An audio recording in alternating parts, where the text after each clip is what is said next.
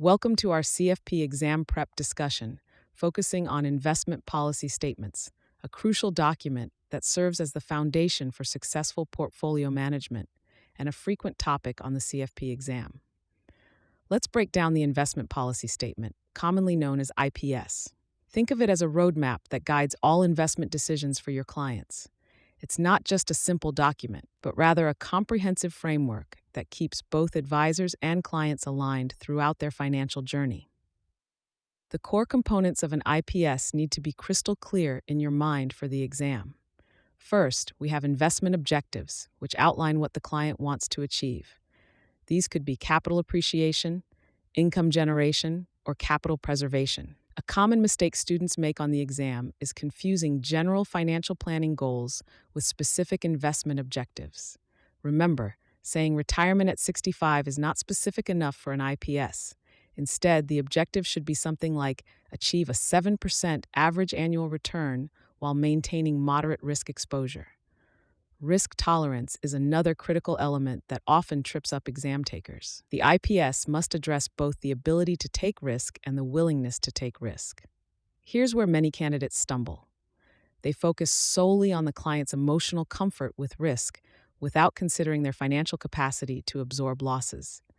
For example, a young surgeon might be emotionally conservative but has high risk capacity due to strong future earning potential. Investment constraints are particularly tricky on the exam. These include liquidity needs, time horizon, tax considerations, legal requirements, and unique circumstances. A common mistake is forgetting to address all relevant constraints. For instance, if a question mentions a client works for a publicly traded company, you should recognize the need to address company stock concentration in the IPS. The time horizon section deserves special attention. Many students oversimplify this by just stating a single number. Instead, recognize that clients often have multiple time horizons for different objectives. A client might need short-term liquidity for a home down payment while simultaneously saving for retirement 30 years away. Here's a practical example that often appears in exam questions. Consider a 45-year-old corporate executive with 3 children approaching college age.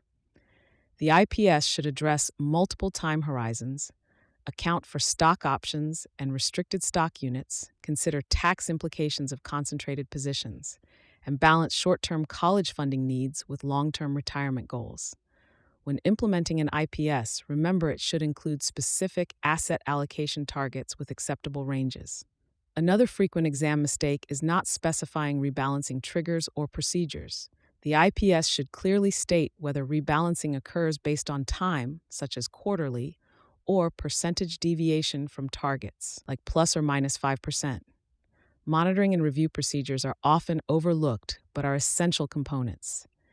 The IPS should specify how often performance will be reviewed and what benchmarks will be used. Be careful here. The exam might try to trick you with inappropriate benchmark selections. For example, comparing a conservative balanced portfolio to the S&P 500 would be inappropriate. One final tip for the exam. Always remember that the IPS must be both comprehensive and practical. If it's too rigid, it won't serve its purpose during market volatility. If it's too vague, it won't provide meaningful guidance. The key is finding the right balance, and that's exactly what the exam will test you on. These concepts will definitely appear on your exam, so make sure you understand not just the components, but how they interact with each other in real-world scenarios.